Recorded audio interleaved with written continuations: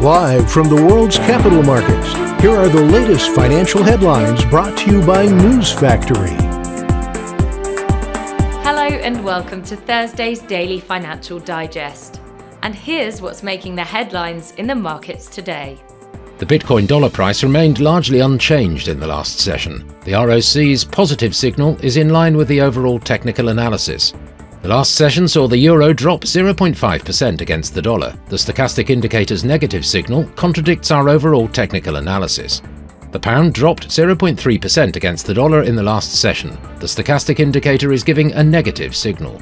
The Aussie dollar pair fell 0.5% in the last session. The stochastic RSI is giving a negative signal. And now let's hear what our chief analyst picked up for us today. Taiwan's Foxconn, the world's largest contract electronics maker and major iPhone assembler for Apple, said that revenue in the first quarter rose 3.9% year-on-year, but that sales for the current quarter would be down. European shares fell as investors maintained a cautious stance after data signaled a slower than expected pickup in the Eurozone's economic recovery.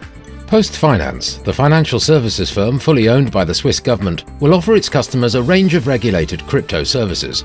Thanks to the partnership with digital assets bank Sygnum, its customers will now be able to buy, store and sell cryptocurrencies such as Bitcoin and Ethereum. Those were today's major economic events. And now, moving on to world financial headlines.